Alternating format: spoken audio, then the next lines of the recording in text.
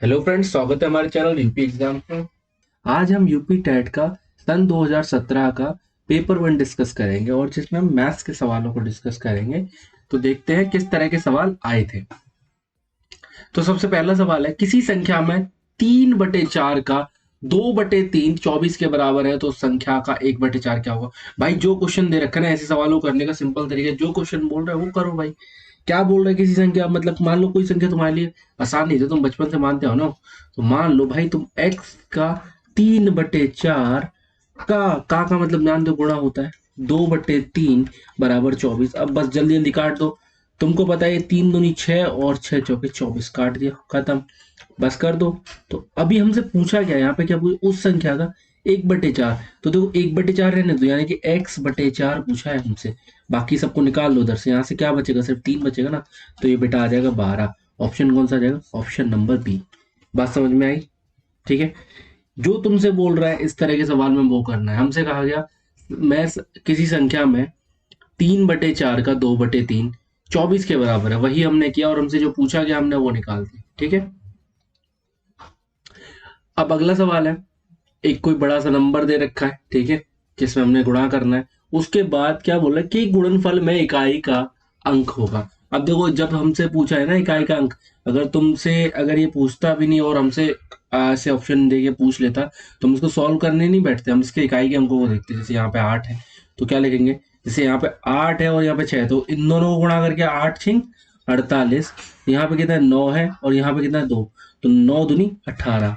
अब देखो यहाँ पे 8 है, यहाँ पे 8 है, तो 8×8 = 64। तो आपका ऑप्शन कौन सा आ जाएगा, ऑप्शन नंबर डी, यानी कि आंसर हो जाएगा इसका 4। ठीक है। यदि किसी वस्तु का क्रय मूल्य उसके विक्रय मूल्य का 3/2 है तो लाभ या हानि प्रतिशत। देखो इस तरह के सवाल को करने का सिंपल तरीका है। देखो तुम जानते हो क्रय मूल्य को क्या बोलते हो, सीपी बोलते हैं, और विक्रय मूल्य को एसपी बोलते हैं। क्या बोल रहा है, क्रय मूल्य उसके विक्रय मूल्य का 3/2 है, यानी कि सीपी बराबर तुम्हें क्या दे रखा है बेटा, 3/2 एसपी दे रखा है। यानी कि मैं कह सकता हूँ 2CP बराबर 3SP। बात समझ में आई, क्रॉस मल्टीप्लाई कर दिया। ठीक है। अब देखो यहां से एक तुम्हें फंडा बताता हूं।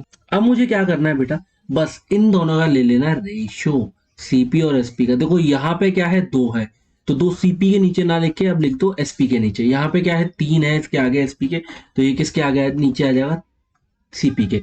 यानी कि 3 रुपए की कोई चीज थी, वो तुमने 2 रुपए में बेच दी, कितने घाटा हुआ, 1 का। क्या हुआ, घाटा, माइनस कर रहे हो ना घाटा, कितने पे हुआ, 3 पे। अब इसकी वैल्यू बेटा मैंने पिछली वीडियो में तुम्हें चार्ट बना के समझाई थी, ये होती है 33 सही 1/3%। और क्या है बेटा, ये हानि। तो ऑप्शन नंबर बी। बात समझ में आई? इस तरह की कोई भी चीज दे रखी हो कि सीपी 5CP बराबर, पिछले 2018 में भी सेम क्वेश्चन आया था जो मैंने पिछले वीडियो में डिस्कस किया है। इस तरह के सवाल बहुत आएंगे, तो ध्यान रखना, आपको रेशियो में कन्वर्ट करना, रेशियो मेथड से इसको करना बेटा। ठीक है। चलो आगे देखते हैं। अब देखो ये ना थोड़ा तुम्हें लग सकता है लेंदी है, बेटा लेंदी बिल्कुल नहीं है। ठीक है। क्या दे रखा है हमें, 7+2√10 का वर्गमूल। देखो मेरे पास क्या लिखा है बेटा, 7+2√10। तो बेटा जो भी इस तरह का सवाल कभी आए ना, तो क्या करना, जो तुम्हें अंडर रूट में चीज दे रखी ना, उसको ब्रेक करने की कोशिश करना और कुछ ये बनाने की कोशिश करना जो साथ दे रखा है कैसे आ सकता है। देखो यहाँ पे कितना है, अगर इसको 5×2 लिखूं तो बात बन सकती है, 5 और 2 का सम कितना होता है बेटा, 7 होता है। तो इसका मतलब ये क्या दे रखा है, इसको ऐसे लिख सकते हो, 5+2+2 अंडर रूट में 5 अंडर रूट में 2। बात समझ में आई? अच्छा देखो ये प्रॉपर्टी तो जानते ही होगे ना तुम, कि ऐसे अगर अंडर रूट में दो प्रोडक्ट प्रोडक्ट लिखा हुआ है तो हम उसको ऐसे सेपरेट करके लिख सकते हैं। बात जानते हो? ठीक है। अगर ये 2×3 अंडर रूट में लिखा हुआ है तो हम under root 2 into under root 3 ऐसे लिख सकते हैं। बात समझ में आती है? तो भाई मैंने किया भाई। अब तो हमारे लिए बहुत आसान है। क्यों आसान है, क्योंकि ये क्या है बेटा, ठीक है, मैं तुम्हें एक एक चीज बड़ी बारीकी से समझा रहा हूँ। ठीक है। जिसको नहीं भी आता हुआ वो भी कर लेगा, जिसको आता है भाई तो स्पीड बढ़ा के देख लेना, तुम्हें जल्दी समझ में आएगा। ठीक है। जिसको आता है भाई स्पीड बढ़ा के देख लो, जिसको नहीं आता वो आराम से मेरे साथ चले। ठीक है। तो बेटा ये क्या बन गया, a² + b² + 2ab का फॉर्मूला बन गया। कि बात दिखाई दे रहा है कि नहीं? तो बेटा ये क्या आ जाएगा, ये क्या आ जाएगा, √5 + √2 का होल स्क्वायर। यही तो बन गया। बात समझ में आ रही है? तो अब देखो हमसे क्या पूछा, इसका वर्गमूल। अगर इसके वर्गमूल की बात करूं अगर मैं इसके वर्गमूल की बात करूं तो इसके ऊपर ऐसे वर्गमूल लगा दोगे, वर्गमूल का चिन्ह लगा दो, यहाँ भी वर्गमूल का चिन्ह लग जाएगा, सब में वर्गमूल का चिन्ह आ जाएगा, यहाँ से लेके यहाँ तक, इसमें भी आ जाएगा, इसमें भी आ जाएगा। तो बेटा इस वर्गमूल का मतलब क्या होता है? वर्गमूल का मतलब मैं तुम्हें बताता हूँ, ये क्या होता है बेटा, पावर में 1/2, समझ में आ रहा है? यानी √x लिखा हो तो x की पावर 1/2, ठीक है। यानी कि बेटा जब इसका वर्गमूल लोगे तो क्या आ जाएगा तुम्हारे पास, √5 + √2। देखो कौन सा ऑप्शन मैच कर रहा है, ऑप्शन नंबर सी। बात समझ में आई? क्या करना है, देखो ऐसे सवालों में जब भी तुमको पूछे कि वर्गमूल निकालो, ऐसा गुणा भाग कुछ मत करना भाई, तुम बस ये जो √ में जो वैल्यू दे रखी है इसको देखना और इसको ऐसे ब्रेक करने की कोशिश करना कि उससे जोड़ने पर ये बन जाए, उसके स्क्वायर को जोड़ने पर ये बन जाए। बात समझ में आ रही है? जैसे यहाँ क्या 2 और 5, तो 2 और 5 बना, तो 5 और 2 देखो दोनों को जोड़ने पे 7 आ जाता है। बात समझ में आई? चलो आगे देखते हैं।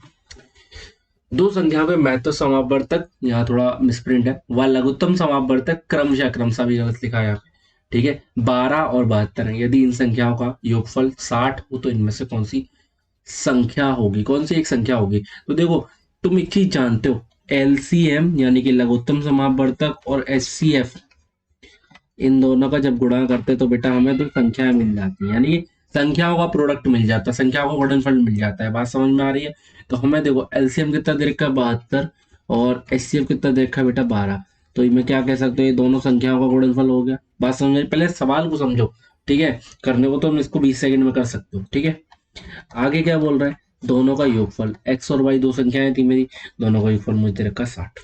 एक चीज दिमाग लगा के सोचना, अगर ये 60 ऑप्शन होता, अगर ये 60 ऑप्शन होता तो दोनों का सम, तो यानी कोई एक वैल्यू जीरो होगी, अगर कोई एक वैल्यू जीरो होगी तो इसको जीरो होना था, तो ये तो गलत हो गया, ये ऑप्शन नहीं होगा। बात समझ में आ रही है? तो इनमें से कोई भी एक वैल्यू जीरो होनी चाहिए थी, है ना। अगर जीरो होती तो फिर ये जीरो होता, क्योंकि किसी संख्या का किसी में जीरो से गुणा करने पर वो जीरो आता है, ठीक है। अब बात करते हैं 72 की। तो देखो अगर 72 है एक संख्या, ठीक है, तो दूसरी संख्या हमारी 12 होनी चाहिए, है ना। तो वो फिर वो भी सेटिस्फाई नहीं कर रहा, तो ये ऑप्शन भी कटेगा, ठीक है। अब आगे देखते हैं इसमें 12 वाला, ठीक है। तुम एक संख्या 12 मानो, ठीक है, तो दूसरी संख्या कितनी हो गई बेटा 72, तो ये भी सेटिस्फाई नहीं कर रहा, तो ऑप्शन कौन सा बचता है, सिर्फ ऑप्शन नंबर 24, ठीक है। बात समझ में आई कैसे किया?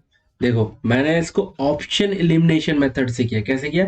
ऑप्शन एलिमिनेशन मेथड से, क्योंकि तो 60 है ना यहाँ पे, अब दोनों का योगफल ही 60 दे रखा, तो ये तो हो ही नहीं सकता, समझ रहे हो ना। नहीं तो कोई किसी दूसरी, मान लो x 60 हो गया तो इसको जीरो होना पड़ेगा, तो यानी कि इन दोनों का गुणनफल इतना आ जाएगा जीरो, लेकिन हमें दिया कितना, इतना दे रखा है ना, ये नहीं होगा। अब 72 होता तो भाई 72, एक संख्या 72 होगी तो दूसरी संख्या 12 होगी, फिर इसका मतलब यही है ना। तो 72 और 12 तो 84 होता है, तो ये भी नहीं होगा। ऐसे यहाँ पे अगर 12 होगी तो दूसरी संख्या 72 होगी, तो वो यहाँ पे फेल हो रहा है, तो एक ही केस बनता है बेटा, जो है तुम्हारा ऑप्शन बी, दैट इज 24। बात समझ में आई?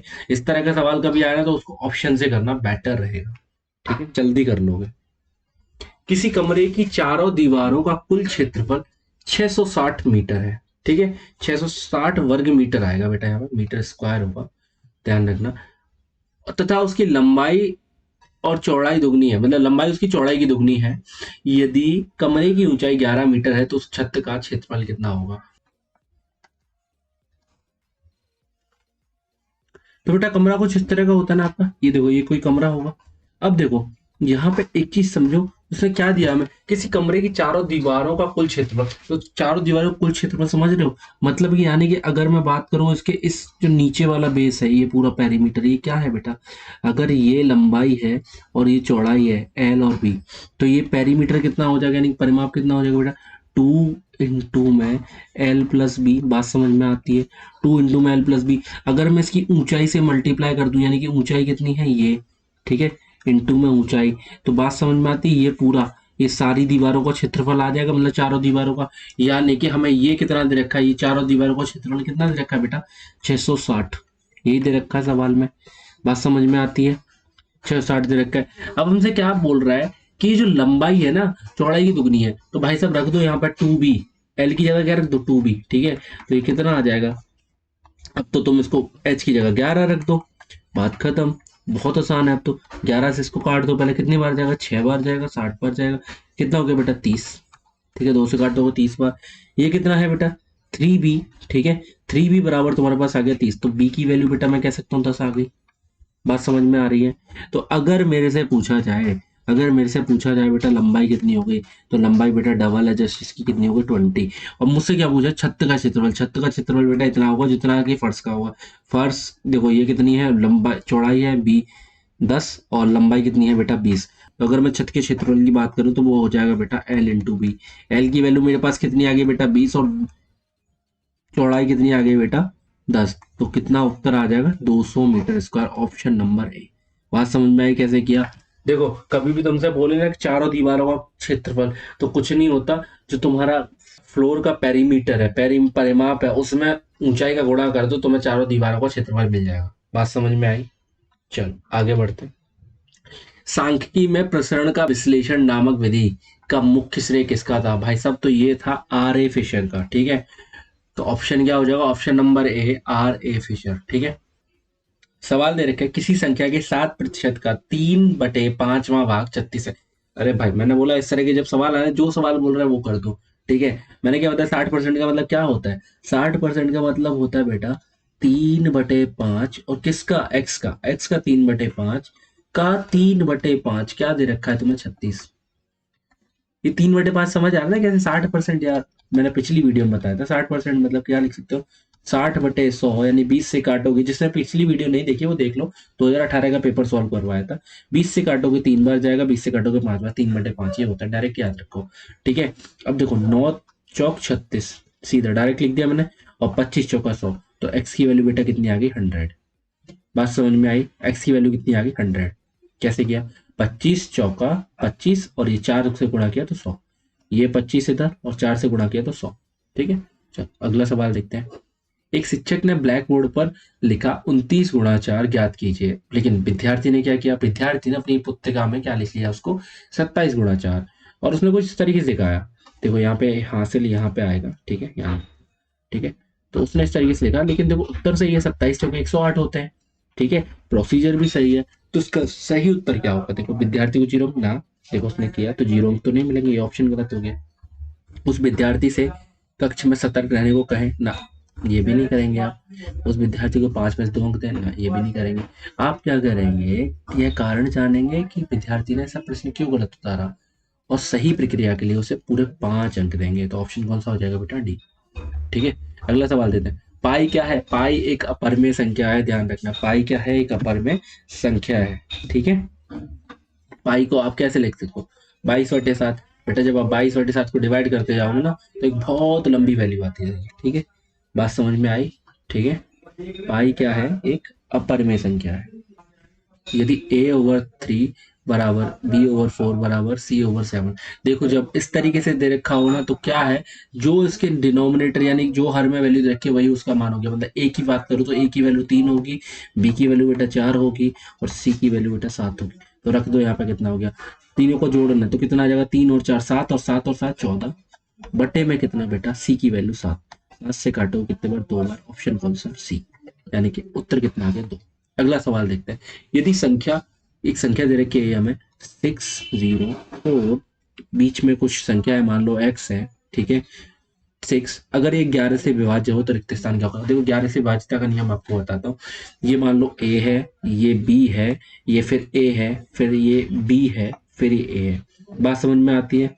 यानी कि ये सारे के सारे जितने भी मतलब इवन प्लेस, यानी कि जो सम स्थान पर है और विषम स्थान पर जो संख्या है, उनका जो अंतर है, यदि वो 11 से विभाज्य हो या फिर 0 हो, तो वो संख्या पूर्णतः 11 से विभाज्य होगी। चलो चेक करते हैं। यानी कि अगर मैं बात करूं, ये सारे ए वालों को जोड़ लो, कितना हो गया 6 + 4। यहाँ मैं करके दिखा रहा हूँ तो मन में जोड़ना, ठीक है, ऐसा नहीं कि इसको लिख रहे हो ऐसे करके। ठीक है, यहाँ मैं तुम्हें समझा रहा हूँ इसलिए। तो बेटा ये कितना आ गया 16। अगर बी वालों को जोड़ो यहाँ पे, तो ये कितना आ जाएगा 0 + x बराबर बेटा कितना आ जाएगा x। ठीक है, अब क्या करना है, इन दोनों का डिफरेंस, यानी कि 16 - x बराबर बेटा क्या आना चाहिए तुम्हारे पास, 11। बात समझ में आती है? यानी कि x की वैल्यू तुम्हारे पास बेटा यहाँ से क्या आ जाएगी 5। 11 को इधर भेजो, क्या आ जाएगी 5। बात समझ में आई? तो x की वैल्यू बेटा क्या आ जाएगी यहाँ पे 5। ठीक है, क्या फंडा है एक बार दोबारा समझ लो। तो 2 के लिए क्या होना चाहिए, जो लास्ट डिजिट है वो क्या होनी चाहिए, इवन होनी चाहिए, समझ रहे हो? 3 से डिजिट सम उसका क्या होना चाहिए, 3 से विभाजित होना चाहिए, डिजिट सम यानी कि अंकों का योग। 4 की बात करें तो 4 में क्या देखना होता है बेटा हमें, लास्ट के दो डिजिट हमारे 4 से विभाजित होने चाहिए पूरी तरह। ठीक है। अगर मैं बात करूं 5 की तो क्या होगा, 0 या फिर 5 होना चाहिए। अगर मैं बात करूं 6 की तो 6 में मतलब 2 और 3 दोनों से विभाजित होना चाहिए। अगर बात करूं 8 की तो लास्ट के 3 डिजिट की बात होगी यहाँ पर, लास्ट के 3 डिजिट। ठीक है। और अगर 9 की बात करूं तो डिजिट सम की बात होगी। ठीक है, डिजिट सम। और 11 की बात करूं तो जो विषम और सम स्थान पर हमारे अंक हैं उनका अंतर हमारा या तो 0 हो या फिर 11 से विभाज्य, तो वो संख्या पूरी हमारी 11 से विभाज्य होगी। चलो आगे देखते हैं। 20वीं सदी के स्वशिक्षित भारतीय गणितीय प्रतिभावान व्यक्ति कौन थे? तो इसमें सिंपल ऑप्शन है श्री रामानुजन। ठीक है। अगला ऑप्शन देखते हैं। एक खंबे का 4/7 भाग कीचड़ में धंसा हुआ है, यानी कोई खंबा उसका 4/8 भाग कीचड़ में धंसा हुआ है। अब बोला गया जब धसे वो खंबे का 1/3 बाहर निकाल लिया जाता है तो पाया गया कि 8, मतलब देखो समझ रहे हो, मतलब कि ये पूरा खंबा कितना था कीचड़ में, इतना 4/7। तो 4/7 पहले था हमारा, कितना था, 4/7 कीचड़ में धसा हुआ, 4 बटे पूरे, पूरी लेंथ मान ली मैंने एक्स है और 4/1 भाग कीचड़ में। अब क्या बोला है, धसे हुए का 1/3, किसका, धसे हुए का, धसा हुआ कितना है, इतना। तो समझ लो यानी कि 4/7 एक्स का 1/3 बाहर निकाल लिया यानी कि घटा दिया उसमें से। तो अभी हमारे पास बचा हुआ कितना है, ये बचा हुआ ना इसका अंतर। तो कितना दे रखा है हमें बेटा, 8। अब हमसे पूछे खंबे की पूरी लंबाई, बड़ा आसान है, एक काम करो देखो 4/7 एक्स इसमें से कॉमन ले सकते हो और 1 - 1/3 लिख सकते हो। तो ये बेटा ये कितना हो जाएगा, ये हो जाएगा तुम्हारा 2/3 और इधर 8 दे रखा है, तो 4 दूनी 8, ये पूरा कैंसिल और 7 × 21, तो एक्स की वैल्यू बेटा कितनी आ जाएगी, 21। तो मजा आया। ठीक है, थोड़ा जल्दी कर दिया, थोड़ा समझने की कोशिश करा करो मैंने। ठीक है, जल्दी इसलिए किया तो कि तुम भी एग्जाम में ऐसे ही करते हो। 4/7 एक्स था ये यहाँ पे। ठीक है, माइनस में 4/7 एक्स का 1/3। ठीक है, बराबर 8 दे रखा है। तो देखो 4/7 एक्स तो हमने कॉमन ले लिया, यहाँ पे क्या बचा, 1 - 1/3 बराबर 8। अब क्या करो, ये कितना आ जाता है, देखो ये 1/3 है तो यहाँ कितना बचा बेटा, 2/3 बचा कि नहीं, बात समझ में आती है। तो 2/3 और 1/3 कितना होता है, 3/3 मतलब 1, समझ रहे हो क्या। 4/7 एक्स का कितना दे रखा है बेटा, 8। तो 4 दूना 8, काट दो पूरा पूरा, एक बार गया यहाँ पे क्या आ जाएगा 1 और 7 × 21, तो एक्स की वैल्यू बेटा कितनी आ जाएगी, 21। बात समझ में आई, ऐसे किया। चलो अगला देखते हैं। ये तो तुम्हें देखते ही पता चल जाना चाहिए। एक त्रिभुज एबीसी की भुजाओं के मध्य बिंदु क्रमशः डी ई है। ठीक है, बात समझ, ये क्या है, इसके मिड पॉइंट है बेटा, समझ में आ रही है, ये और ये इक्वल होगा, ये और ये इक्वल होगा, ये और ये इक्वल होगा। तो बात समझ में आ रही। इस तरह का जब तुम्हें सवाल आए ना तो इसका ऑप्शन क्या हो जाएगा बेटा, ऑप्शन नंबर डी। 4 त्रिभुज है, देखते ही पता चल रहा है। और तुमसे बोला मिड पॉइंट पे काट रहे हैं, मिड पॉइंट पे काट रहे हैं। 10th क्लास में आपने बेसिक थ्योरम है, ठीक है, पढ़ा होगा ये चीज। ठीक है, तो क्या हो जाता है बेटा, डी एफ। 10th क्लास में क्वेश्चन दे रखे किसी एक्सरसाइज में या फिर सॉल्व एग्जाम्पल है, आई डोंट रिमेम्बर, बट हाँ है। ठीक है, तो देखते ही पता चल जाएगा डीएफ का क्षेत्रफल क्या हो जाएगा, 1/4 हो जाएगा। ये जितने भी दे रखे हैं ना सबका क्षेत्रफल आपस में बराबर होगा। ठीक है, आगे देखते हैं। चलो, दो संख्याओं में से बड़ी संख्या का 2 गुना छोटी संख्या के 5 गुने से 3 ज्यादा है, बड़ी संख्या के 4 गुने और छोटी संख्या के 3 गुने का योग 71 है, वे संख्या क्या है। देखो इस तरह का जब सवाल आए ना बेटा तो क्या करना है, एक तो तरीका है कि भाई एक संख्या मान लो x और दूसरी मान लो y और जो कह रहा है वो करते जाओ।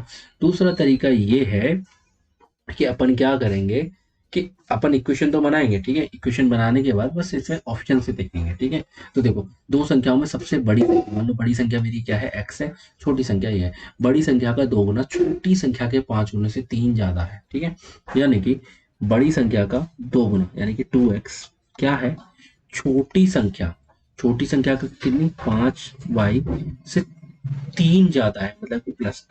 बात समझ में आई। तथा अगले आगे क्या बोल रहा है, बड़ी संख्या के 4 गुना यानी कि 4x और छोटी संख्या के 3 गुने, छोटी संख्या 3 गुना, ठीक है, 3y का योग क्या है बेटा, 71। अब देख लो इनमें से कौन सा सही बन रहा है। देखो बड़ी संख्या इसमें कौन सी है, 11 है, यहाँ से शुरू कर लो। इसमें 43 दूना कितना होता है बेटा, तो ये बनेगा नहीं। 8 × 5 = 40 में जोड़ के बन नहीं रहा। ये वाला देखो 11 दूनी 22, या तुम एक काम कर सकते हो, इसको क्यों ही पचड़े में पढ़ना, इसको सॉल्व भी कर लो, बड़ा आसान रहता है। देखो अगर मैं इसको लिखूँ तो ये बेटा कितना आ जाएगा, यहाँ पे लिखते रहूँ को 2x माइनस का 5y बराबर 3, ऐसा लिख सकते हो। अब एक काम करो, इस पूरी इक्वेशन में 2 का गुणा कर दो तो ये देखो खत्म हो जाएगा कि नहीं, बात समझ में आ रही है। मैं लिख दूँ 4x माइनस 10y बराबर 6। अब क्या करो, घटा दो, ये माइनस ये प्लस, ये माइनस घटाओगे तो ये तो पूरा कट गया। ये बेटा 10 और 3 कितना हो जाएगा, 13y। बात क्लियर। और ये कितना हो जाएगा, 71 में से 6 जाएंगे बेटा तो कितना बचेगा, 65। काट दो, कितना आ जाएगा, 5। तो देखो 5 किसमें है बेटा, एक ही ऑप्शन है, ऑप्शन नंबर सी। ठीक है, आपको एक्स नहीं निकालना, सिर्फ एक वैल्यू निकालनी है, आपको दूसरी संख्या अपने आप मिलेगी, क्योंकि ऑप्शन इस तरीके से डिजाइन किए गए हैं आपके लिए। ठीक है, चलो आगे देखते हैं। यदि दो संख्याओं का अंतर और गुणनफल क्रमशः इतना है, देखो दो संख्याओं का अंतर यानी कि x माइनस वाई बराबर कितना दे रखा है, 5 दे रखा है। एक्स वाई बराबर बेटा कितना दे रखा है हमें, 36 दे रखा है। क्या पूछा, उनके वित्तक्रमों, तो इस तरह का पूछा है वित्तक्रमों का अंतर, तो क्या करना, बस इन दोनों का रेशियो निकाल देना। क्या करना, रेशियो निकाल देना, क्योंकि तो वही हो गया ना वित्तक्रम। जैसे मान लो ये लिखा है तो इसको डिवाइड कर दिया एक दूसरे, तो 5/36 आ गया कि नहीं। अभी वित्तक्रमों का अंतर ही तो आ गया बेटा। ये कितना आ जाएगा, x upon x y minus y upon x y. तो देखो एक्स एक्स कैंसिल, यहाँ पे वाई से वाई कैंसिल, क्या आ जाएगा, 5/36 इधर। ये कितना आ जाएगा, 1/y माइनस 1/x बराबर 5/36। तो यही तो आ गया व्यस्तक्रमों का अंतर। तो ऑप्शन क्या आ जाएगा बेटा, ऑप्शन नंबर ए। ठीक है, ए और बी किसी काम को 20 दिन में करते हैं। देखो जब आपको ऐसा वर्क एंड टाइम वाला सवाल आए ना, टाइम और वर्क वाला यानी कार्य और समय, जब आपको ऐसा कार्य और समय वाला सवाल आए तो क्या करना है, जैसे ए और बी आपको कितने दिन में कर रहे हैं, ए और बी किसी काम को बेटा कितने दिन में कर रहे हैं, 12 दिन में। ठीक है, 5 दिन में आई।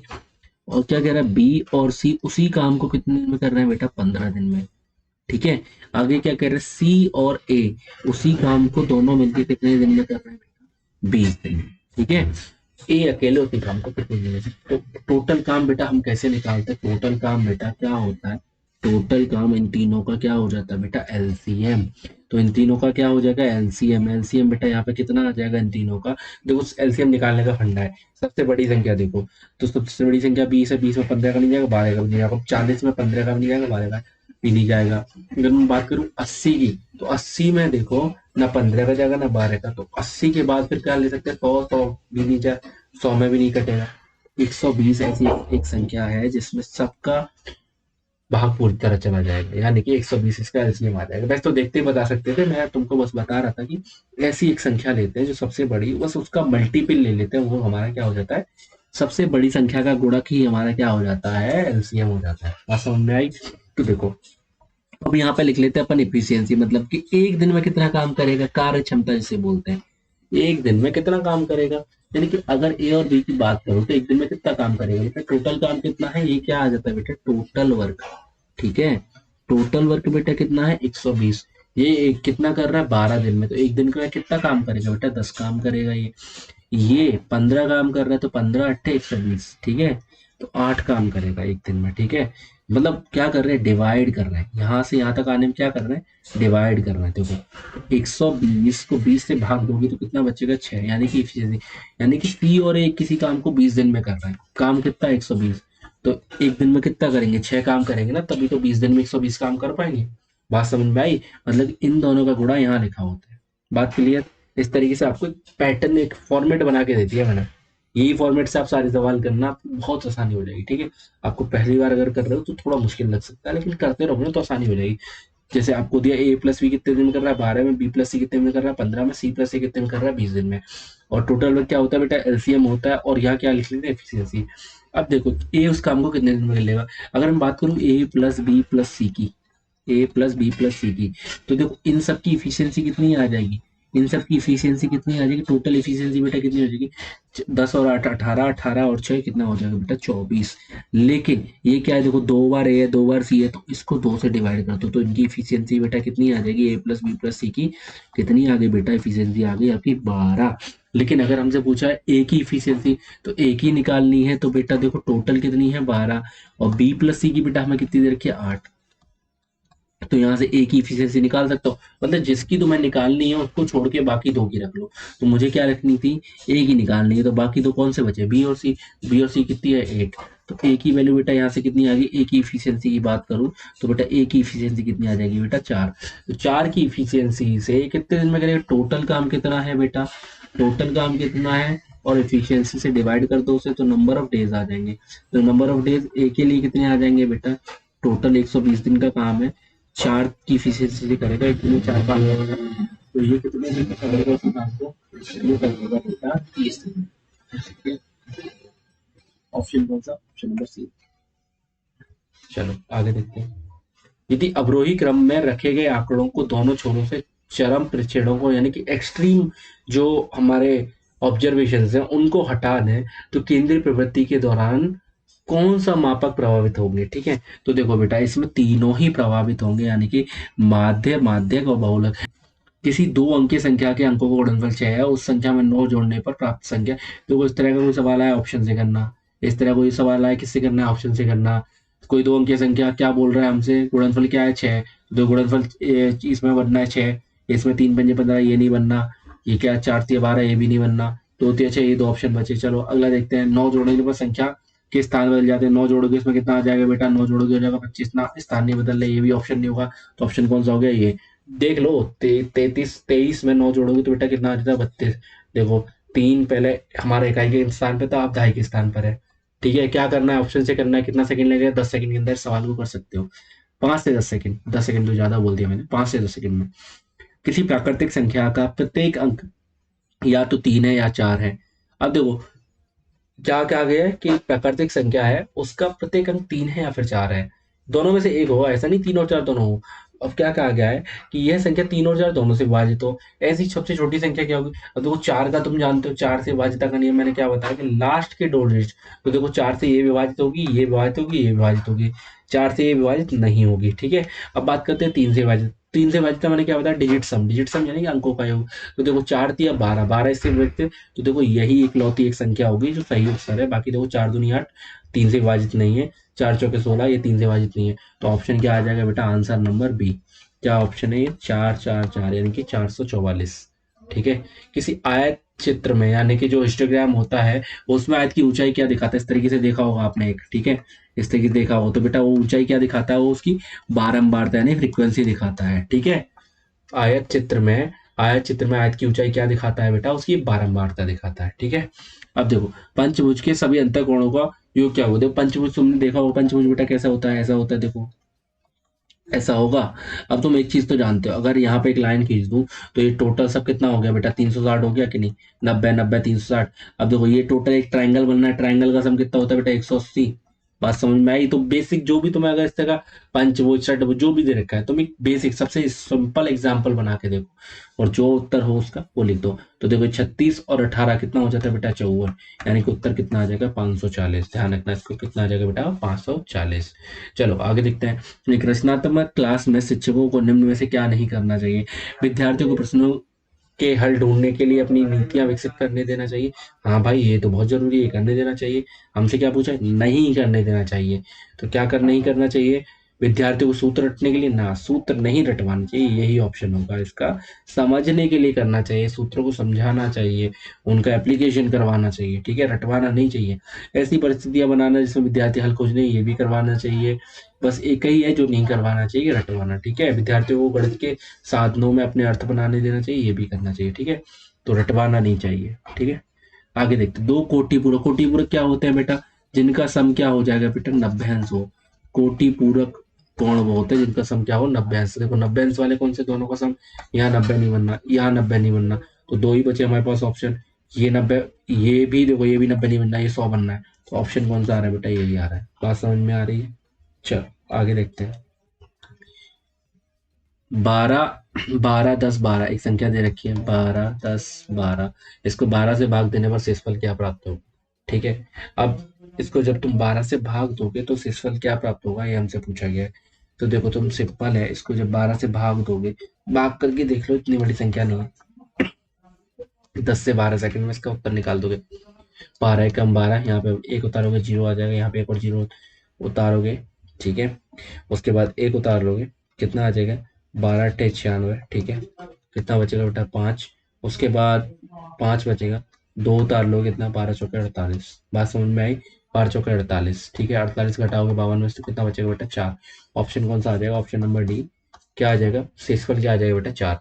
इस संख्या को 12 से विभाजित करने पर शेषफल क्या आ जाएगा बेटा? 4 आ जाएगा। चलो आगे देखते हैं। अधिकतम और न्यूनतम प्रेक्षणों का अंतर क्या कहलाता है बेटा? वो रेंज कहलाता है। रेंज को हिंदी में कहते हैं परिसर। अधिकतम सबसे मैक्सिमम वैल्यू और सबसे मिनिमम वैल्यू, समझ रहे हो? ऑब्जर्वेशन की सबसे मैक्सिमम और मिनिमम वैल्यू का जो डिफरेंस होता है उसे क्या बोलते हैं? रेंज। हिंदी में बोलते हैं बेटा उसे परिसर। ठीक है। सबसे छोटी अभाज्य संख्या तो बेटा आप जानते हो क्या होती है बेटा? 2। ठीक है, समझ में आया? सबसे छोटी अभाज्य संख्या क्या है? 2। चलो आज का लेक्चर यही समाप्त करते हैं। Thank you so much. अगर पसंद आया तो सब्सक्राइब कर लेना, और मैं और भी वीडियोस अपलोड करने वाला हूँ, सारे पेपर आपको यहीं पे मिलेंगे। ठीक है, चलो बाय बाय।